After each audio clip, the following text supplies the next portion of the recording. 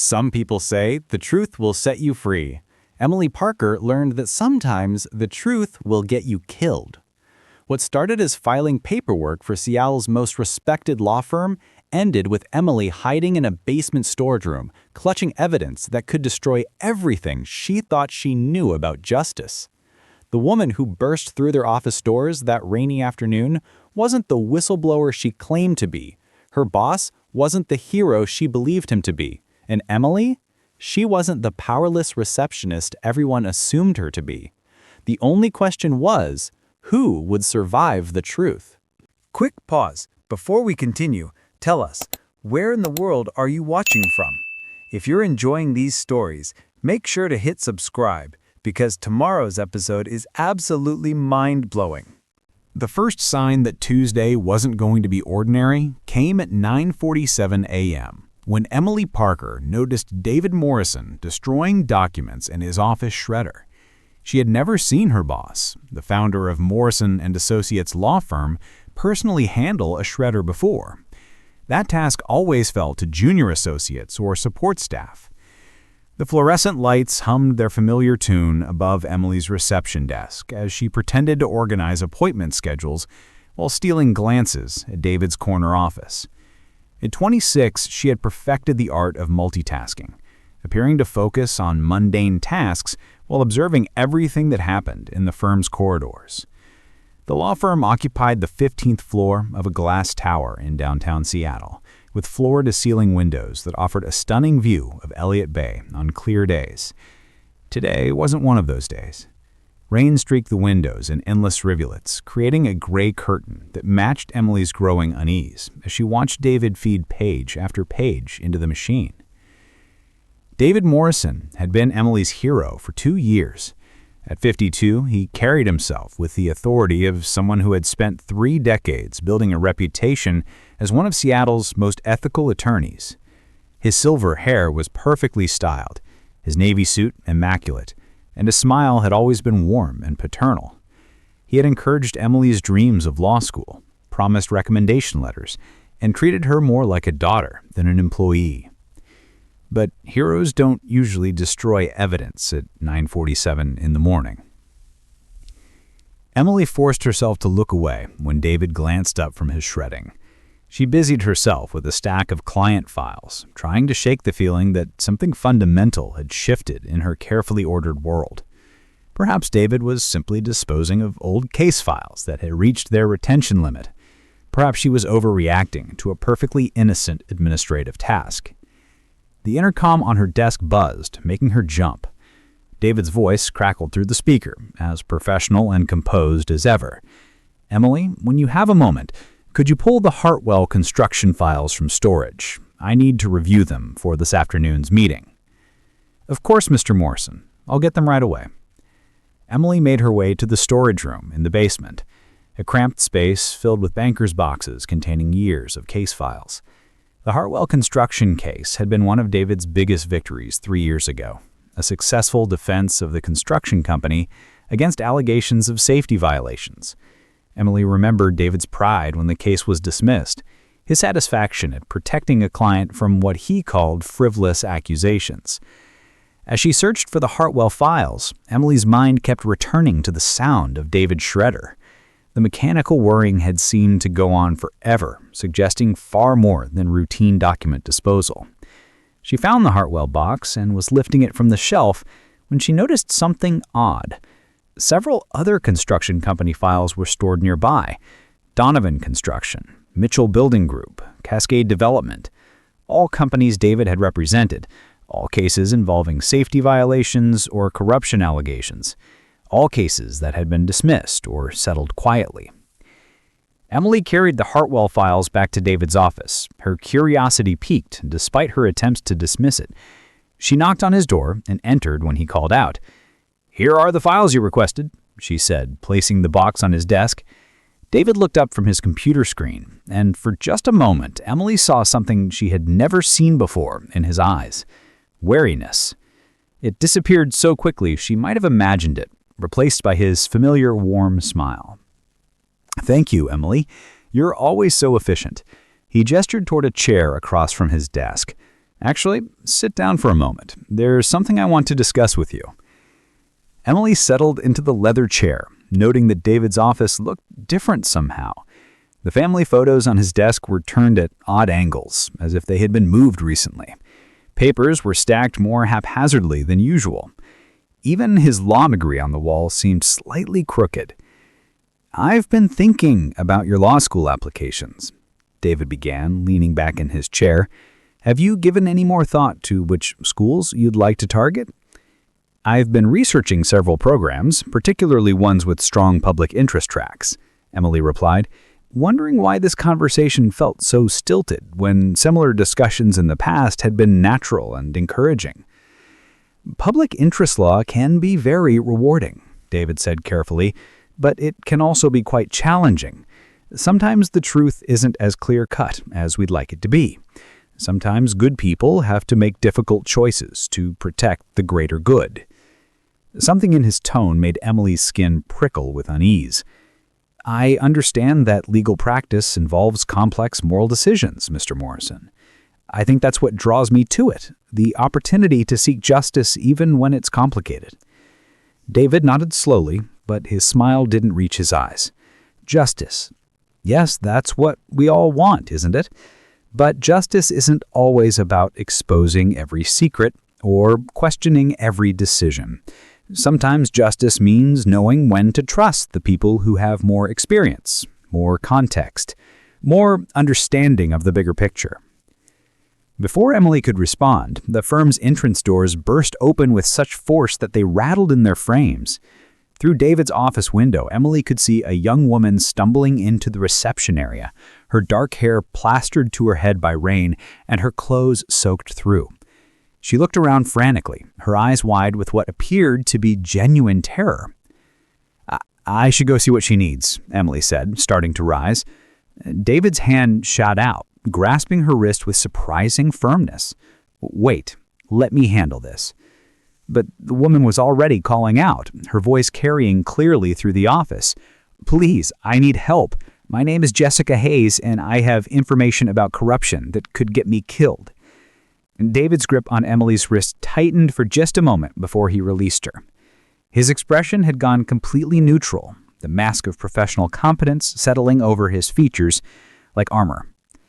"Very well," he said quietly. "But, Emily, I want you to remember our conversation. Sometimes the most important thing we can do is trust the people who care about us." Emily nodded, though David's words felt more like a warning than advice. She left his office and approached the reception desk where Jessica Hayes stood dripping rainwater onto the polished floor, clutching a manila envelope to her chest like a shield. "What kind of information?" Emily asked quietly, instinctively lowering her voice. "Donovan Construction Company. They've been using substandard materials in city projects, bribing inspectors, falsifying safety reports. People could die if those buildings collapse, and they know I have proof." Emily felt her breath catch. Donovan Construction was one of Seattle's largest firms, responsible for several major downtown projects. She also remembered seeing Donovan files in the storage room, cases that David had handled.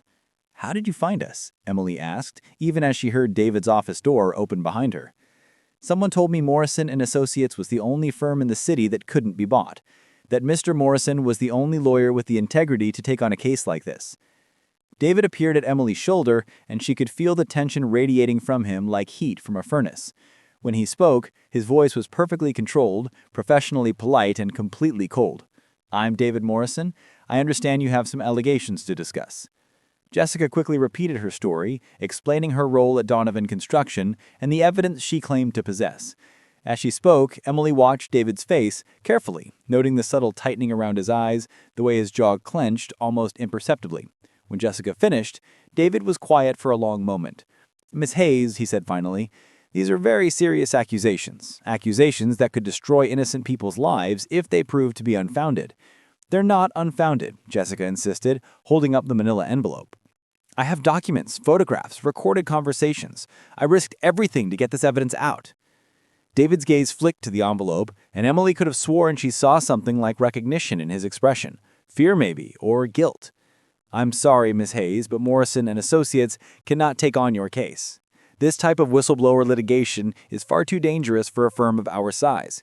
You do better serve by contacting federal authorities or finding a larger firm that specializes in corruption cases." Emily stared at David in shock.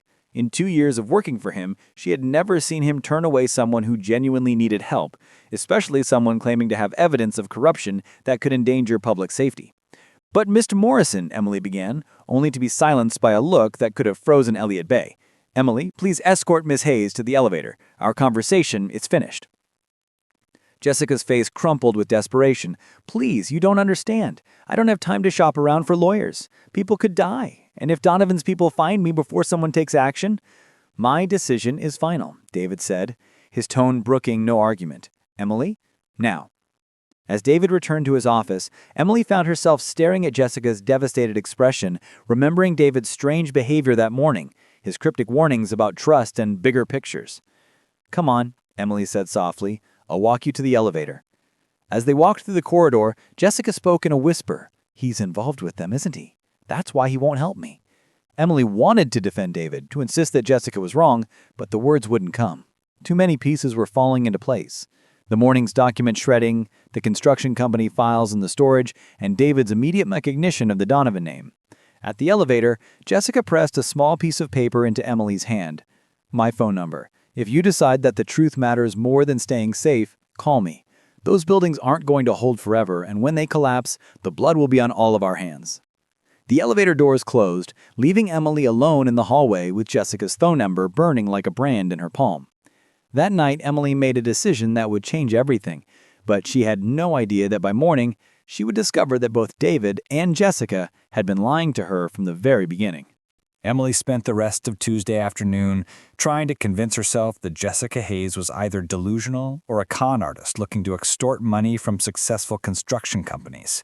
She filed documents with mechanical precision, answered phone calls with practiced professionalism, and smiled at David when he emerged from his office for coffee.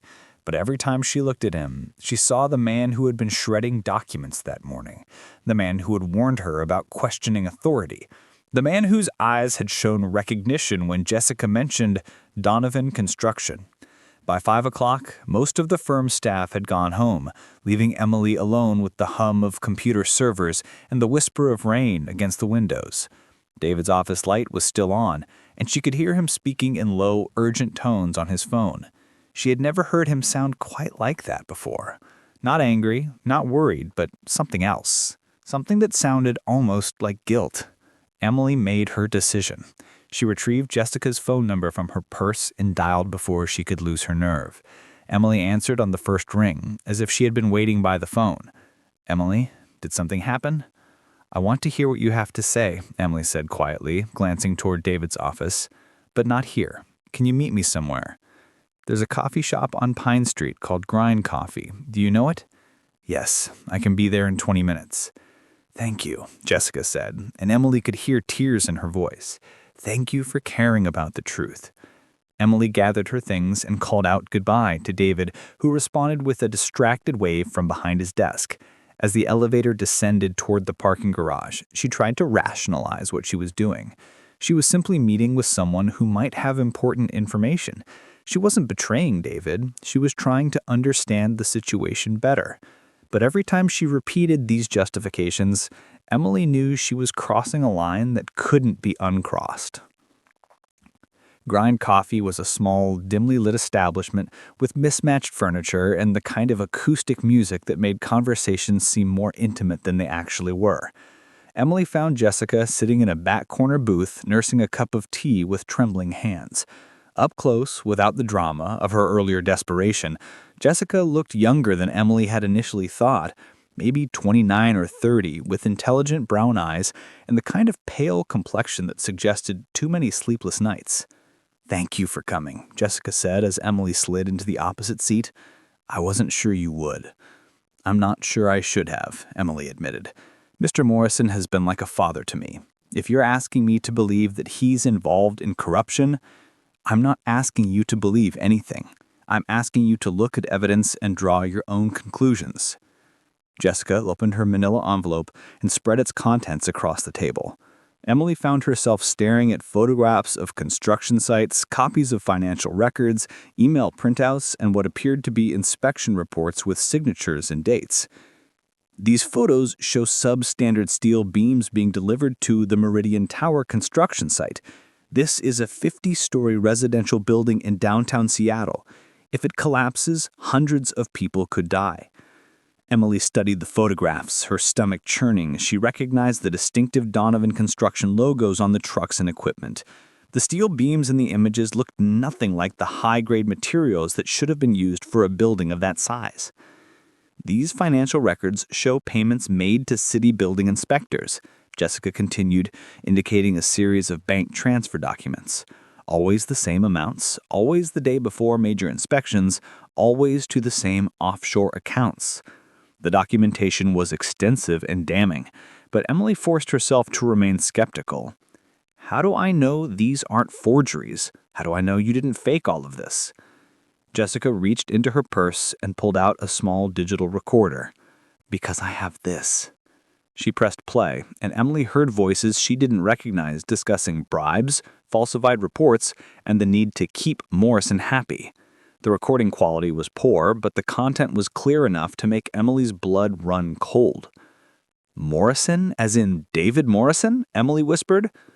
Your boss has been Donovan Construction's legal counsel for 5 years. Every time a safety violation was reported, every time a whistleblower tried to come forward, every time the city tried to investigate, Morrison and Associates made the problems disappear. Legal technicalities, intimidated witnesses, sealed records, out-of-court settlements with non-disclosure agreements. Emily stared at the evidence spread across the table, trying to reconcile the corruption Jessica described with the man who had mentored her, encouraged her dreams, and treated her like family. But David fights for justice. He's one of the most ethical lawyers in Seattle. That's his reputation, yes. And reputations can be very useful when you're trying to cover up massive crimes. Jessica's voice was gentle but implacable. Emily, I know this is hard to hear. I know you care about him, but people are going to die if we don't stop this. Why are you telling me this? Why not go to the police or the FBI? Jessica laughed bitterly. I did go to the police. Detective Martinez took my statement, promised to investigate, and then nothing happened. 2 weeks later, I saw him having dinner with David Morrison at one of the most expensive restaurants in the city. Emily felt the world tilting beneath her feet. If Jessica was telling the truth, then everything Emily believed about justice, about David, about her own place in the world was built on lies. What do you want from me? She asked. Access to Morrison's files. There has to be more evidence in your office. Correspondence with Donovan executives, records of payments received, maybe even documentation of other construction companies they're protecting. With enough evidence, we can go to federal authorities who aren't already compromised. Emily thought about the storage room full of construction company files. All those cases David had won by getting charges dismissed or settlements sealed. She thought about the documents he was shredding that morning, his strange warnings about trust and bigger pictures. If I help you, Emily said slowly, and if we're wrong about this, I'll lose my job, my chance at law school, probably any future in the legal profession. And if we're right and we do nothing, people will die when those buildings collapse. Can you live with that? Emily stared at the evidence on the table, at photographs of substandard steel beams that were supposed to support structures where families would live, where children would play, where people would trust that someone cared enough about their safety to do the right thing. When? Emily asked. Tomorrow night, after everyone's gone home. I'll meet you at your office building and we can go through the files together. Emily nodded, though every instinct screamed that she was making a terrible mistake. Okay, but if we do this, we do it right. We copy everything, we don't take originals, and we make sure we have enough evidence to prove our case beyond any doubt. Agreed. Jessica began gathering the documents from the table. Emily, I know this is asking a lot. I know you're risking everything to help me out. But thank you. Thank you for being willing to put the truth ahead of your own comfort. As Emily drove home through the rain-soaked streets of Seattle, she tried to prepare herself for the possibility that tomorrow night would destroy everything she had worked for. But she couldn't stop thinking about those photographs of substandard steel beams, about the families who would live in buildings constructed with materials designed to fail. By the time she reached her apartment, Emily had made peace with her decision. If David was innocent, the evidence would prove it. If he was guilty, then she owed it to every person whose life hung in the balance to expose the truth. She spent Wednesday morning at work in a state of hyper-awareness, noting every interaction with David, every phone call he made, every expression that crossed his face. He seemed normal, warm, professional, concerned about her well-being. When he asked about her evening plans, she told him she was staying home to work on law school application essays.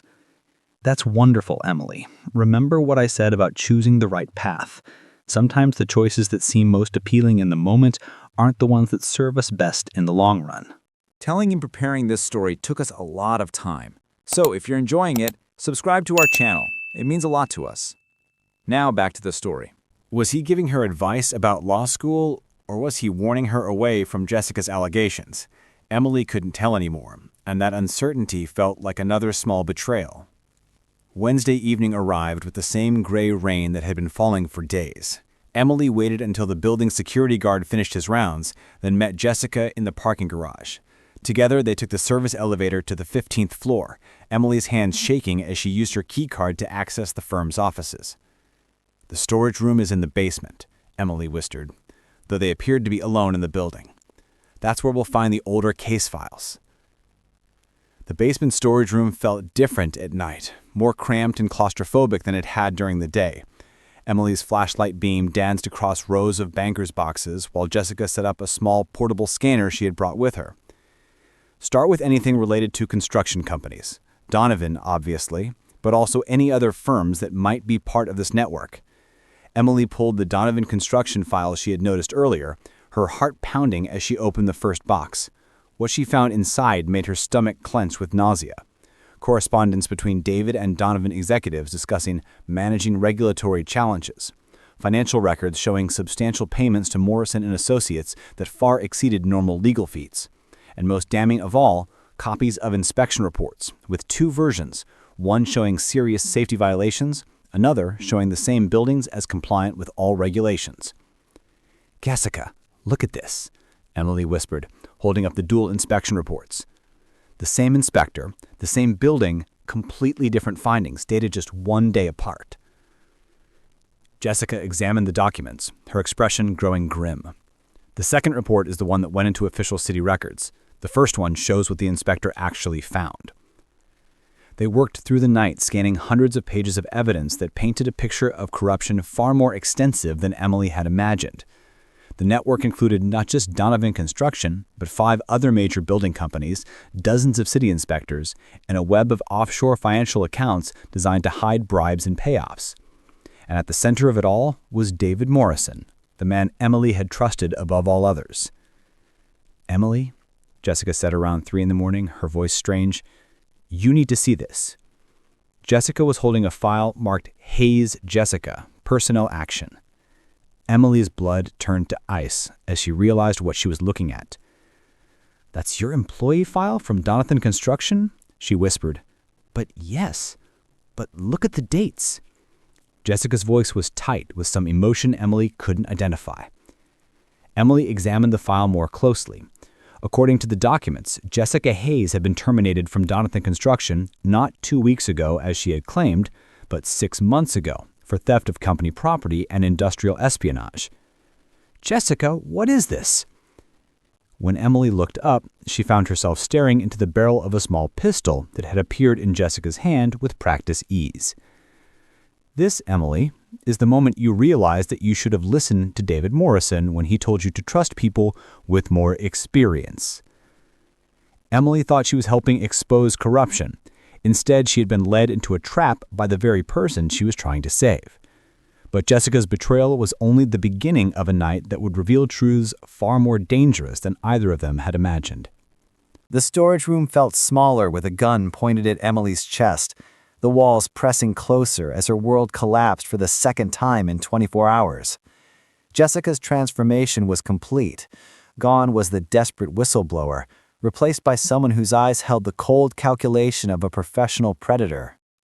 "You're not a whistleblower," Emily said, her voice surprisingly steady despite the terror clawing at her throat. "Very good. I was beginning to wonder if you were as naive as you seemed." Jessica kept the gun trained on Emily while reaching for her phone with her free hand. "I'm actually a private investigator, hired by some very powerful people who are concerned about David Morrison's sudden attack of conscience." "Attack of conscience?" Jessica smiled, but there was no warmth in it. "Your beloved boss has been skimming money from his construction company clients. Millions of dollars over the past 3 years, all of it carefully diverted from the bribes he was supposed to distribute to city officials. David Morrison isn't the noble lawyer protecting corrupt companies. He's a thief stealing from thieves." Emily's mind reeled as Jessica's words rearranged everything she thought she understood. "Then why did he turn you away? Why didn't he take your case if he's not protecting Donovan Construction?" "Because taking my case would have meant investigating the very corruption he's been profiting from. He couldn't expose Donovan without exposing himself." Jessica glanced at her phone screen. "My employers needed someone close to David to help them gather evidence of his theft, someone who trusted him completely, someone who had access to his files, someone naive enough to believe she was doing the right thing." The magnitude of Emily's manipulation hit her like a physical blow. Every interaction with Jessica, every piece of evidence she'd been shown, every moral argument about saving lives, all of it had been carefully orchestrated to turn her against David. "The documents you showed me, the photographs, the recordings, were any of it real?" "Oh, the corruption is absolutely real. Donovan Construction does use substandard materials. City inspectors are definitely taking bribes.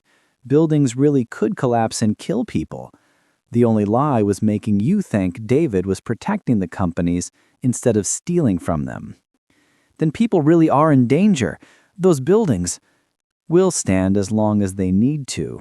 The materials aren't good enough for the 100-year lifespan they're supposed to have, but they'll last 20 or 30 years before they start showing stress fractures. My employers consider that an acceptable risk." Emily felt sick as she understood the full scope of the betrayal. She hadn't been manipulated to expose corruption. She'd been used to destroy the one person who was stealing from the corrupt network, the person whose theft was presumably cutting into someone's profits. "What happens now?" Emily asked. "Now you're going to call David and ask him to come to the office. You're going to tell him you're working late and you've discovered something important that he needs to see immediately." "And if I refuse?" Jessica smiled widened. "Then I'll kill you and call David myself, using your phone. Tell him I'm holding you hostage and that he needs to come alone if he wants to save you. Either way, he'll come. The only question is whether you'll be alive when he gets here." Emily stared at the gun, calculating her chances of disarming Jessica or escaping from the basement storage room. The odds were not encouraging. Jessica held the weapon with the confidence of someone who knew how to use it, and there was only one exit from the room. "Why do you need David here at all? If you have evidence of his theft, why not just turn it over to the police?" "Because my employers want their money back first. David has been very clever about hiding his stolen funds, but they're confident they can persuade him to reveal their location." Jessica's tone made it clear that the persuasion wouldn't be gentle. Emily reached for her phone, her hands trembling as she scrolled through her contacts. When she found David's number, she hesitated, finger hovering over the call button. "Emily," Jessica said softly, "if you try to warn him, if you say anything that suggests you're in danger, I will put a bullet through your spine and let you watch what happens to him when he arrives." Emily pressed the call button, praying that David wouldn't answer, that he would be asleep or busy or anywhere but available to walk into whatever trap Jessica was setting. He answered on the second ring. "Emily? It's very late. Is everything all right?" "I'm at the office.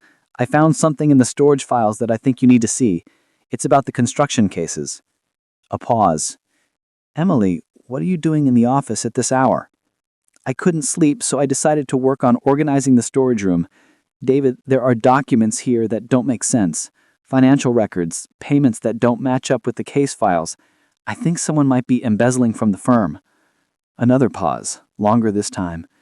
When David spoke again, his voice carried a weight that hadn't been there before.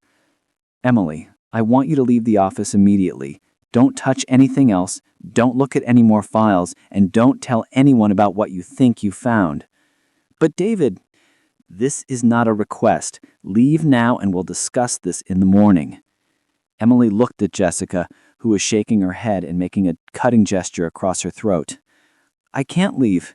David, I need you to come here. There's something else, something I can't explain over the phone. Please, I'm scared, and I don't know who else to trust." "Scared? Emily, what's happened? Are you in danger?" Jessica nodded approvingly as tears began streaming down Emily's face, tears that were entirely genuine, though not for the reasons David would assume. Just come, please. Come to the storage room in the basement. And David, come alone. I don't want anyone else to see this until we figure out what it means. I'll be there in 20 minutes. Emily, if someone is threatening you, if you're not alone— 20 minutes, Emily interrupted, and ended the call before David could ask more questions. Jessica looked pleased. Very convincing. You might have a future in this business if you survive the night. What business? Who do you really work for? People who don't like being stolen from. People who consider David Morrison's embezzlement a personal insult that requires a personal response. Emily sank onto a box of files, the weight of her situation crushing her spirit. In trying to do the right thing, she had betrayed the one person who had always believed in her, and now she was going to watch him be tortured or killed because of her naivete. He really was like a father to you, wasn't he? Jessica observed, almost conversationally. Yes. That must make this particularly difficult. But Emily, you need to understand, David Morrison is not the man you think he is. Even setting aside the embezzlement, he's been part of a network that's been endangering public safety for years. Those buildings really could collapse. Those bribes really have been paid. The only difference is that David decided to skim some profit from the operation. So you're saying he's a criminal, but not as much of a criminal as the people who hired you. I'm saying he's a thief who got greedy and forgot that there are consequences for betraying your partners. As they waited for David's arrival, Emily found herself studying Jessica more closely. The woman was probably in her early 30s, with a kind of lean build that suggested regular exercise and careful attention to physical fitness. Her clothes were expensive but unremarkable, chosen to blend into any professional environment. Everything about her spoke of careful planning and professional competence. "How long have you been following me?" Emily asked. 6 weeks. My employers wanted to make sure you were the right person for this job, someone close to David, someone with access to his files, someone whose moral convictions could be leveraged against them. And if I hadn't been the right person, then we would have found someone else, or taken a more direct approach. Jessica checked her phone again. Your boss should be here soon. When he arrives, you're going to act normally until he's in this room with the door closed. Any attempt to warn him, any signal that something is wrong, and you'll both be dead before the elevator reaches the ground floor. Emily nodded, though she was desperately trying to think of some way to signal David without getting them both killed. The storage room had only one entrance, no windows, and no other means of communication with the outside world. Even if she could somehow overpower Jessica, the woman was clearly trained and armed.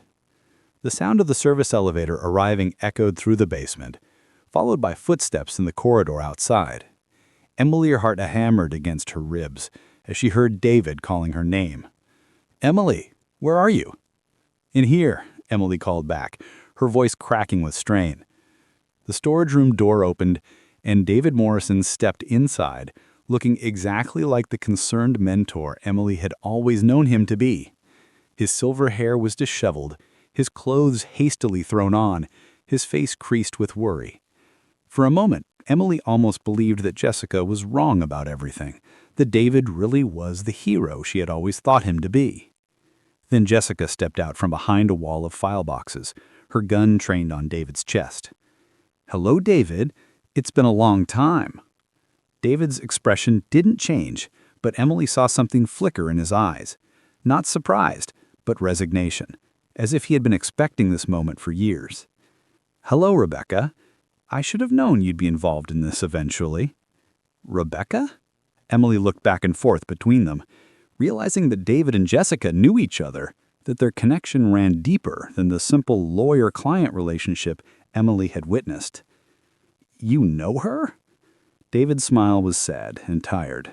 "Emily, meet Rebecca Chen, my former law partner, and the woman who taught me that there's no such thing as clean money in this business." The final piece of the puzzle clicked into place for Emily. Jessica, Rebecca, wasn't just a private investigator hired to expose David's crimes. She was his former partner, someone who had been part of the corruption network from the beginning, someone who had a personal stake in David's betrayal. "You two were partners?" "More than partners," Rebecca said, though her gun never wavered from David's chest. "We were lovers, business associates, and co-conspirators, until David decided that his conscience was more important than our arrangement." David looked at Emily with something like pity in his eyes. "Emily, I'm sorry you got dragged into this.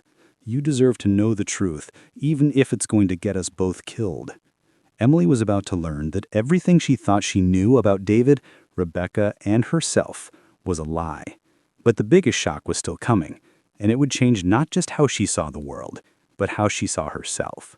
"The truth," David said, settling onto a box of files as if you were preparing for a long conversation, "is that Rebecca and I started Morrison and Chen 15 years ago with the best of intentions. We were going to be the lawyers who couldn't be bought, the ones who fought for justice regardless of the cost." Rebecca laughed, a sound like broken glass. "Tell her about our first big case, David. Tell her about the Hartwell construction defense." David's face aged 10 years in an instant. Hartwell Construction was accused of using substandard materials in a low-income housing project. 20 families were going to lose their homes if the building was condemned. We were hired to defend the company. "And we discovered that the accusations were true," Rebecca continued. "The materials were garbage, the building was unsafe, and those families were living in a death trap. But Hartwell offered us a bonus payment if we could make the case disappear." Emily felt her stomach clench as she began to understand. "You took the money." "We told ourselves we were buying time," David said quietly. "We'd take Hartwell's money, win the case, and then use our fee to help relocate the families to safer housing. We'd do good with dirty money." "But once you start taking dirty money," Rebecca said, "it becomes very difficult to stop. Other construction companies heard about our success with the Hartwell case. They started bringing us similar problems, safety violations, corruption charges, whistleblower complaints, and we kept taking their money." David looked directly at Emily. "For 5 years, Rebecca and I built the most successful corruption defense practice on the West Coast. We didn't just take bribes, we perfected the art of making evidence disappear. Witnesses recant their testimony, and regulatory agencies look the other way." "Until you developed a conscience," Rebecca said mockingly. "Tell her about the Meridian Tower incident, David. Tell her why you really started stealing from our clients." David's hands clenched into fists. 3 years ago, we were hired to defend Donovan Construction against allegations that they were using defective steel in the Meridian Tower project. The building was supposed to house 500 low-income families. The engineering reports showed that the steel would fail within 15 years, maybe less if there was an earthquake. Emily remembered the photographs Rebecca had shown her at the coffee shop, images of rusted, inadequate steel beams being delivered to a construction site. Those photographs had been real after all. "I went to the construction site myself. I saw those families moving into their new apartments, children playing in the lobby, elderly couples grateful for affordable housing in downtown Seattle. And I realized that in 15 years, when that building collapsed, I would have blood on my hands." "So you decided to play hero," Rebecca said. "You started skimming money from the bribes we collected, supposedly to create a fund that would help relocate families when the buildings eventually failed." "It wasn't enough," David said. The more I stole, the more I realized how many people we'd endangered over the years. Thousands of families living in buildings that weren't safe, working in structures that could collapse without warning. The money I was taking wasn't going to save them all. Emily stared at David, trying to reconcile this confession with everything she had believed about him. So you really were stealing from your clients? Yes, but not for personal gain. Every penny I took went to accounts earmarked for disaster relief, building inspections, and legal challenges to unsafe construction projects. David's voice was heavy with exhaustion. I was trying to use dirty money to clean up the mess I'd helped create. Rebecca shook her head in disgust. Always the martyr, David. Always convinced that your good intentions justify your betrayals. And what about your intentions, Rebecca? What justifies what you're doing here tonight? Survival, Rebecca replied simply. When you started stealing from Donovan and the other companies, they didn't just lose money, they lost protection. Without the bribes being properly distributed, city inspectors started paying attention to violations they'd be ignoring for years. 2 of our clients have already been shut down by regulatory agencies. Emily felt a chill as she understood the implications. So David's theft actually helped expose some of the corruption. David's theft disrupted a very profitable arrangement that had been working smoothly for years. My new employers, who happened to be some of the people David was supposed to be bribing, decided that he needed to be held accountable. Your new employers being city officials who weren't getting their kickbacks anymore. Among others, did you really think you could steal millions of dollars from organized crime figures and corrupt politicians without consequences? Emily's mind raced as she tried to process everything she had learned. David wasn't the noble lawyer she had thought him to be, but he also wasn't the simple embezzler Rebecca had originally portrayed. He was a man who had gotten trapped in a corrupt system and was trying to find a way out, even if his methods were flawed. What happens now? Emily asked. Now David tells us where he's hidden the money he stole, and then we decide whether either of you lives through the night. David laughed bitterly. You think I'd hide stolen money in accounts you could access? Rebecca, you taught me better than that. I taught you a lot of things, David, including the fact that everyone breaks eventually if you apply the right pressure. For instance, I'm betting you'd rather Emily didn't suffer for your crimes. Emily saw David's expression change, saw him realize that Rebecca was prepared to torture her to get information from him. The thought of becoming a tool for manipulating David made her feel sick, but it also sparked something else, anger. You know what I find interesting about this whole situation? Emily said, her voice growing stronger. Both of you keep acting like you're the victims here. Rebecca frowned. Excuse me? David, you talk about developing a conscience, but you spent 5 years helping companies endanger innocent people before you decided to grow a moral spine. And Rebecca, you're holding a gun on someone who never hurt you, working for people who profit from putting families in unsafe buildings. Emily stood up, surprising herself with her own boldness. You're both criminals. The only difference is that one of you is pretending to be a hero and the other one isn't bothering to pretend anymore. Emily, David warned, this isn't the time for moral lectures. No, I think it's exactly the time. Because I'm the one who's been lied to, manipulated, and threatened by both of you. I'm the one whose life has been destroyed because I was naive enough to believe that truth mattered more than self-interest. Rebecca looked amused.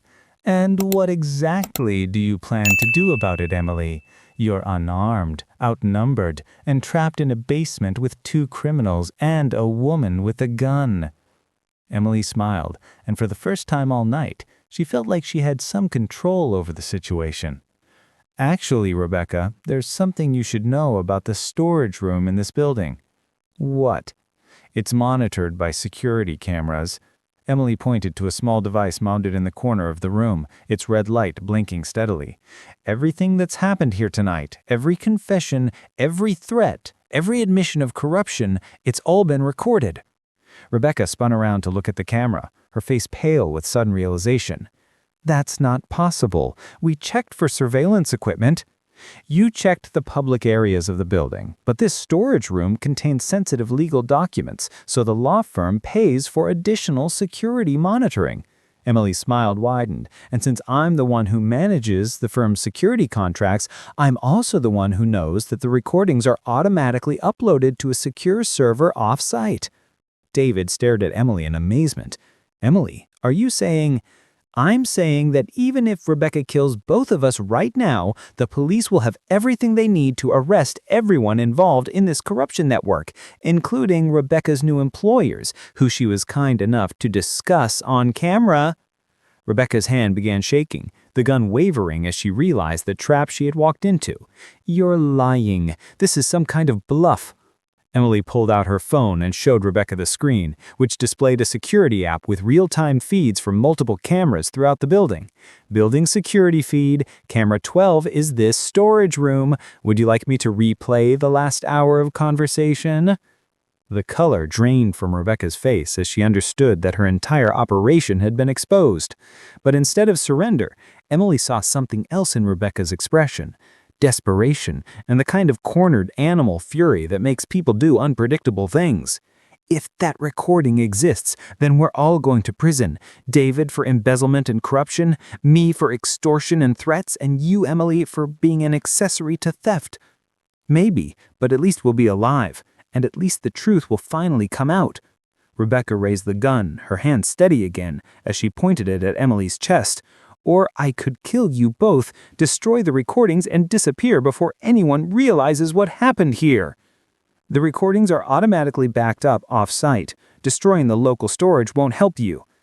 "Then I'll just have to take my chances." David stepped forward, placing himself between Rebecca and Emily. "Rebecca, don't do this. Emily is right. We're all criminals here, but she doesn't deserve to die for our mistakes. Neither do the families living in those unsafe buildings. Neither do the people who trusted the system to protect them while you were all getting rich off their vulnerability." For a moment, the storage room was silent, except for the hum of ventilation and the distant sound of rain against the building's exterior walls. Rebecca's finger tightened on the trigger, and Emily prepared herself for the possibility that her bluff hadn't been enough to save them. Then Rebecca's shoulders sagged, and she slowly lowered the gun. "You're right. We're all criminals. The question is whether we're brave enough to face the consequences of what we've done."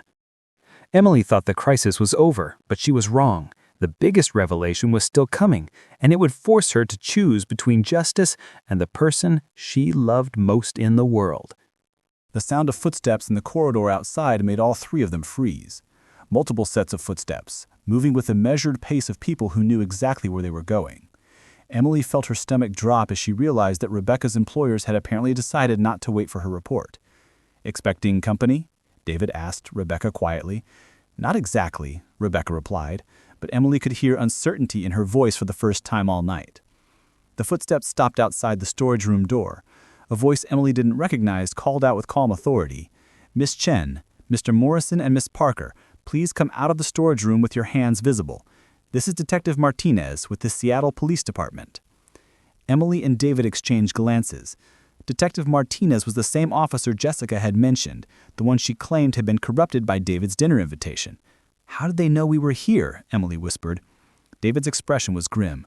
Either Rebecca's employers decided to clean up loose ends, or someone's been monitoring the situation more closely than any of us realized. Rebecca moved toward the door, then paused and looked back at Emily. "That security camera you mentioned, does it really exist?" Emily nodded toward the corner of the room where the small device continued blinking its red light. "It's been recording everything." "Good," said Rebecca, which was not the response Emily had expected. "Then there's evidence of what I'm about to tell you." Rebecca opened the storage room door, revealing Detective Martinez and two uniformed officers in the corridor. Martinez was a middle-aged Hispanic man with graying hair and the kind of weathered face that suggested he'd seen too much of humanity's darker impulses. "Miss Chen, Mr. Morrison and Miss Parker, please come out of the storage room with your hands visible. This is Detective Martinez with the Seattle Police Department." Emily and David exchanged glances. Detective Martinez was the same officer Jessica had mentioned, the one she claimed had been corrupted by David's dinner invitation. "How did they know we were here?" Emily whispered. David's expression was grim. Either Rebecca's employers decided to clean up loose ends, or someone's been monitoring the situation more closely than any of us realized. Rebecca moved toward the door, then paused and looked back at Emily. "That security camera you mentioned, does it really exist?" Emily nodded toward the corner of the room where the small device continued blinking its red light. "It's been recording everything." Good, said Rebecca, which was not the response Emily had expected. Then there's evidence of what I'm about to tell you. Rebecca opened the storage room door, revealing Detective Martinez and 2 uniformed officers in the corridor. Martinez was a middle-aged Hispanic man with graying hair and the kind of weathered face that suggested he'd seen too much of humanity's darker impulses. Miss Chen, Mr. Morrison, and Miss Parker, please drop your weapon and step away from the other individuals. Rebecca carefully placed her gun on the floor and raised her hands. Detective Martinez, I need to inform you that this entire operation has been recorded by building security cameras. The recordings will show that I was operating under false pretenses, and that both Mr. Morrison and Miss Parker are victims of coercion. Emily and David stared at Rebecca in shock. After everything that had happened, Rebecca was trying to protect them? Detective Martinez gestured for his officers to secure Rebecca's weapon, then looked at David and Emily. Mr. Morrison, Miss Parker, are either of you injured? No. But Detective, I think you should know that Miss Chen's allegations about corruption in the construction industry are accurate. I've been involved in covering up safety violations for several years, and people's lives are genuinely at risk. Martinez nodded as if this wasn't news to him. Mr. Morrison, we're aware of your involvement in the corruption network. We're also aware of your recent attempts to redirect funds toward public safety initiatives. Emily felt like the ground was shifting beneath her feet again. You knew about all of this? Miss Parker, the FBI has been investigating construction industry corruption in Seattle for the past 18 months. Mr. Morrison has been cooperating with that investigation for the past 6 months. David looked as surprised as Emily felt. I haven't been cooperating with any FBI investigation. Martinez smiled slightly. Not directly, no. But when you started skimming money from bribe payments, you disrupted the flow of corruption in ways that made it much easier for us to track. Your theft created a paper trail that led to bank accounts, shell companies, and financial relationships that have been hidden for years. Emily's mind reeled as she tried to process this information. So David's embezzlement actually helped the investigation? Mr. Morrison's actions, whether intentional or not, provided us with evidence we needed to build cases against dozens of individuals involved in the corruption network. Martinez looked at Rebecca, including some of the people who hired Miss Chen to retrieve the stolen money. Rebecca's face was pale but determined. Detective, I want to make a full confession about my role in tonight's events and in the broader corruption network. I also want to formally request protection under the Federal Witness Protection Program in exchange for testimony against my former associates. Rebecca, what are you doing? What I should have done years ago, Rebecca replied. Emily was right. We're all criminals, but that doesn't mean that we can't try to do better. Martinez looked at Emily with something like respect. Miss Parker, according to the recordings we've been monitoring, you showed considerable courage tonight, and more importantly, you showed integrity when it would have been easier to remain silent. You've been monitoring the recordings? Emily asked. Building security contacted police when their cameras detected what appeared to be a hostage situation in progress. We've been listening to your conversations for the past 2 hours, waiting for an opportunity to intervene safely. Emily realized that her bluff about the security cameras had been more accurate than she'd known. The recordings really did exist, and they really had been monitored by outside authorities. What happens now? David asked. Now we all go to the police station where Mr. Morrison and Miss Chen will provide detailed statements about the corruption network. Miss Parker will also need to provide a statement as a victim rather than a suspect.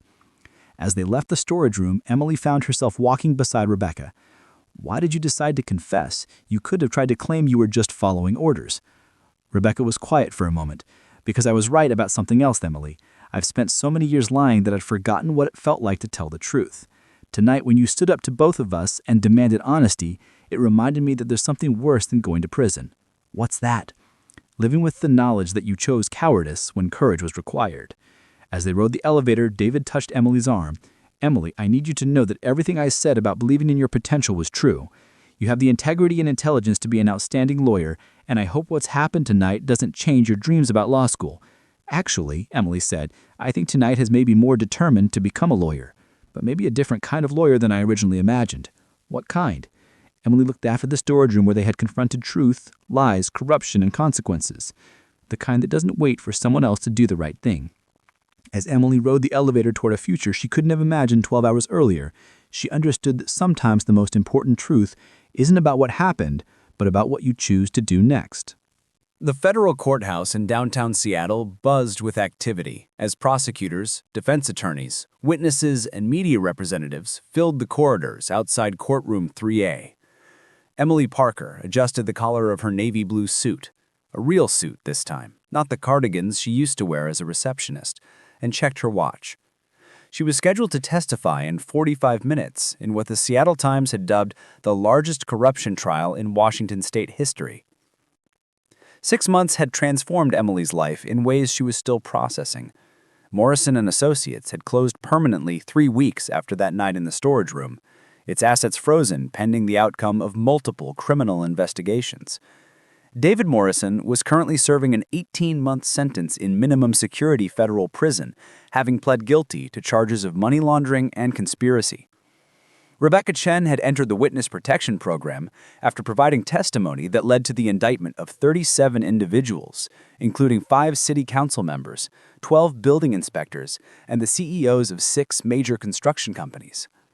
And Emily had started law school at the University of Washington, her tuition paid by a scholarship fund established specifically for individuals who had demonstrated moral courage in exposing corruption. Ms. Parker? A young man in a prosecutor's badge approached her in the corridor. Assistant District Attorney Williams would like to speak with you before your testimony. Emily followed him to a small conference room where she found Sarah Williams, the lead prosecutor on the case, reviewing a stack of documents that Emily recognized as evidence from that night in the storage room. "Emily, thank you for being here today," Sarah said, looking up from the papers. "I know this hasn't been easy for you." That was an understatement. The past 6 months had included FBI interviews, grand jury testimony, media attention, and the challenge of starting law school while processing the trauma of discovering that everything she believed about her mentor had been built on lies. "I'm glad I can help," Emily replied, settling into a chair across from the prosecutor. "How is the case going?" "Better than we hoped. Rebecca Chen's testimony has been devastating for the defense. Combined with the financial records and recorded conversations from that night, we have enough evidence to convict most of the defendants on multiple counts." Emily nodded, though she still felt conflicted about Rebecca's fate. The woman who had threatened her life had ultimately chosen to do the right thing, even at tremendous personal cost. "What about the buildings, the ones with substandard materials?" Sarah's expression grew grave. "That's the most important part of this case, honestly. The Meridian Tower and 6 other residential buildings have been evacuated pending structural repairs. The city has allocated $50 million for emergency housing assistance and building remediation." "And the families who were displaced?" "Most of them have been relocated to safe housing. It's not perfect. Some families are still living in temporary accommodations, but no one is living in buildings that could collapse." Sarah leaned forward. "Emily, I want you to understand something. What you did that night, choosing to confront the truth, even when it was dangerous and painful, probably saved hundreds of lives." Emily felt tears prick her eyes. She had spent months wondering if she had made the right choices, if her naivete had made everything worse, if there had been some better way to handle the situation. "I didn't know what I was doing. I was just trying to figure out who to trust." "And in the end, you decided to trust the truth over the people who were lying to you. That takes courage, Emily. More courage than most people realize."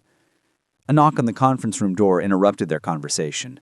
Emily's heart jumped as she saw David Morrison enter, accompanied by 2 federal marshals. He was wearing the orange jumpsuit of a federal prisoner, but his silver hair was still perfectly styled and his smile was still warm. "Emily," he said, his voice carrying the same paternal affection she remembered.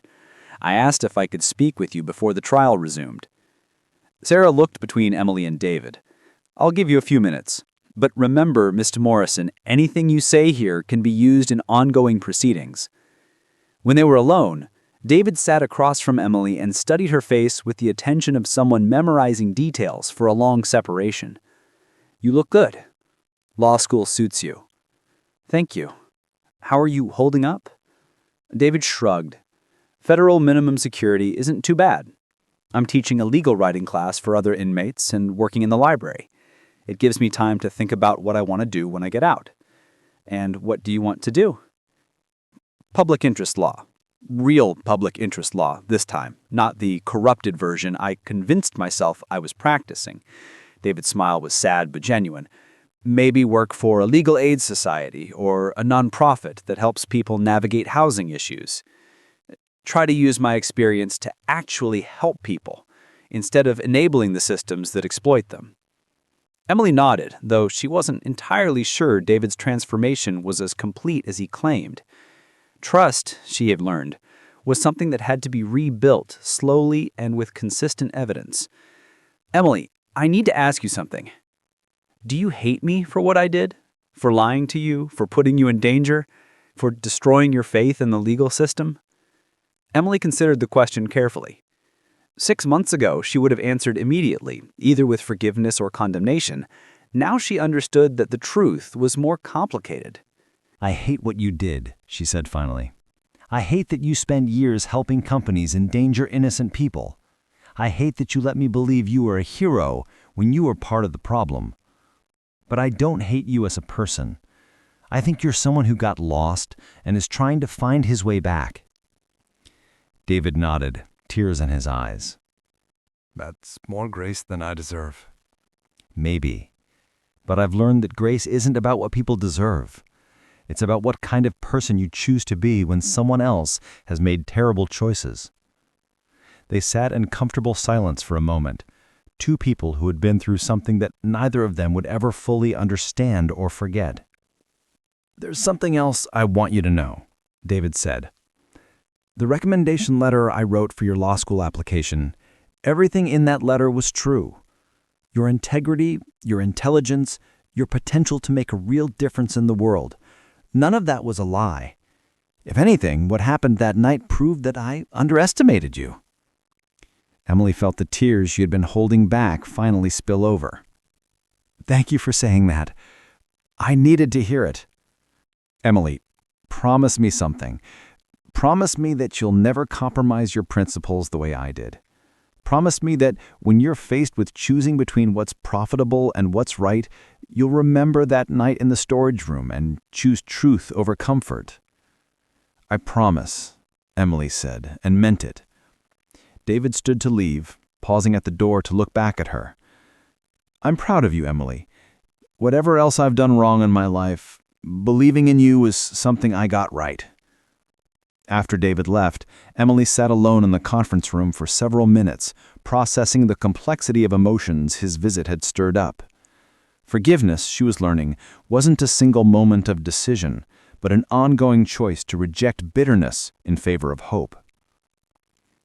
20 minutes later, Emily found herself in the witness box, her right hand raised as she swore to tell the truth, the whole truth, and nothing but the truth.